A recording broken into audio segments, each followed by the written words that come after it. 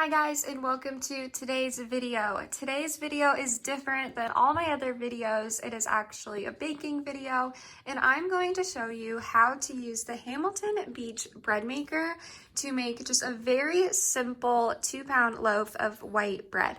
And the reason why I wanted to make this video was because I had just gotten this bread maker for Christmas and was trying to search videos on how to make just the simple, basic recipe, and I wasn't finding any good videos. I actually found one and it went terribly wrong, and so I wanted to make a new video showing you guys basically what I learned wrong so that you guys can make this bread correctly.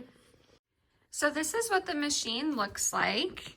It's a pretty good size, but still compact enough to put underneath the cupboards if needed. And you'll see here that it has all the different types of bread that you can make. Today's video, we are just making the first, just very basic bread. Maybe here in the future, as I learn more, we will get fancier and make the other ones. But for this video, we're just making the very first one.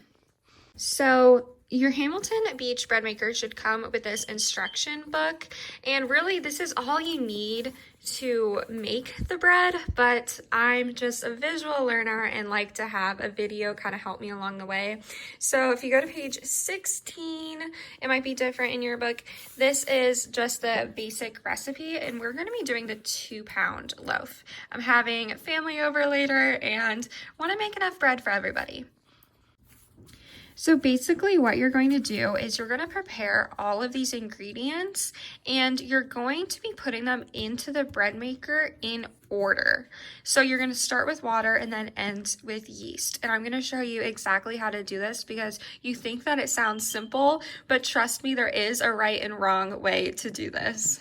Your bread maker also might have come with these measuring cups, and they are really helpful. I just like sticking with these rather than using my own.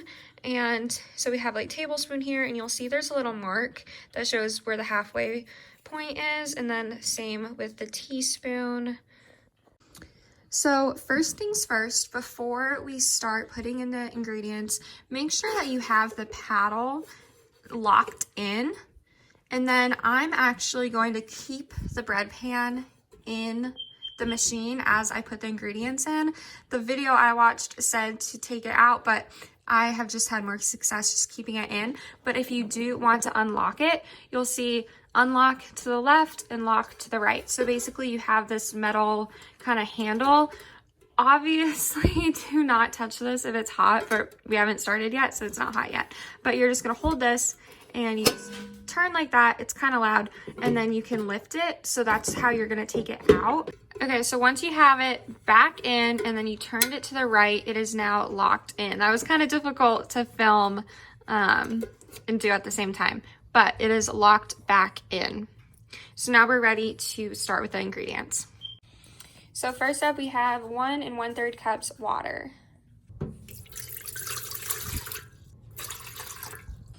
Okay, next is 1 1/2 teaspoons of salt.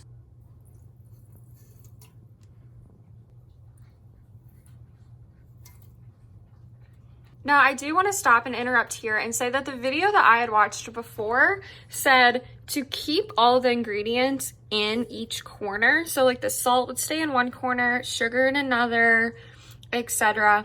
But that did not work for me. When I did that, the bread turned out horribly wrong. I'll insert a photo here. So what I did the second time around was just spread the ingredients evenly around the pan. Next is 2 tablespoons sugar.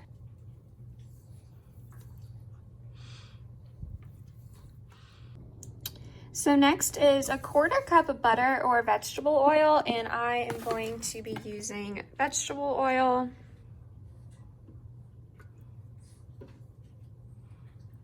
And we're almost done. Now we are done with the wet ingredients, and we're going to the dry ingredients, and we have 4 1/2 cups of bread flour. And it's really important, guys, make sure you're getting bread flour and not just regular flour.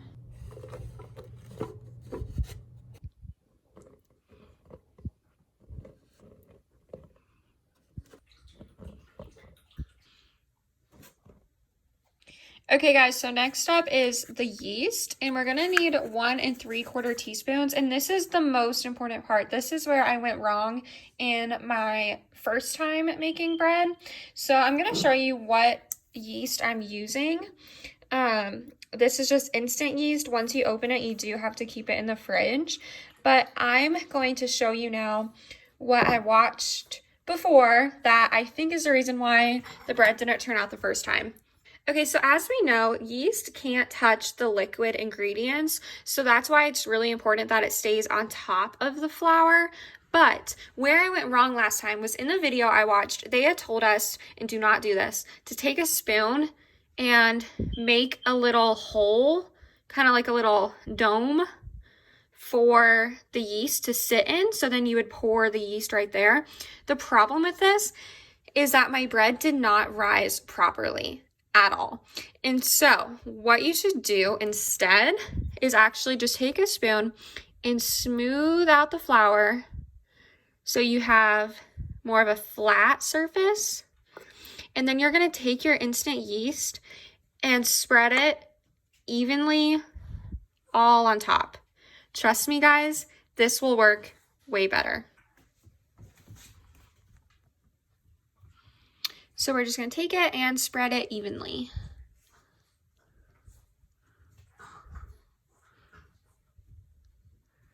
Okay guys, so that is literally it. Now we are going to close the bread maker, obviously make sure it's turned on, and I'm going to show you what settings to put. So my settings here are already set, but basically you're just going to click menu, and when you click menu, you'll see this number change, and this number actually corresponds to the list here. So as I said before, we're just making basic bread. So we want number 1. So you're just going to come over here and okay, we're back to number 1. And so we have the menu set. Next thing is crust color. We want it on medium, but I'll show you here how to change it. So you just click crust color, dark, quick, light, medium, perfect. And lastly, loaf size, 1 pound, 1.5 pounds, 2 pounds. We are doing the 2 pound. That is what is corresponding to our recipe. They have it listed here if you just want 1 pound or 1.5, but we did the 2 pounds. So make sure that you have the timer set to, or sorry, you have the loaf size set to 2 pounds. So you just change that there. There it is. Okay guys, I know, groundbreaking. So we're just gonna press start. And now you can hear it go. So you see we have the window here, and you can watch it start turning. And guys, we're just gonna let this sit for 3 hours and 35 minutes. So I'm gonna clean up my mess and slowly just kind of check on it through the window, and guys, we'll see the final outcome.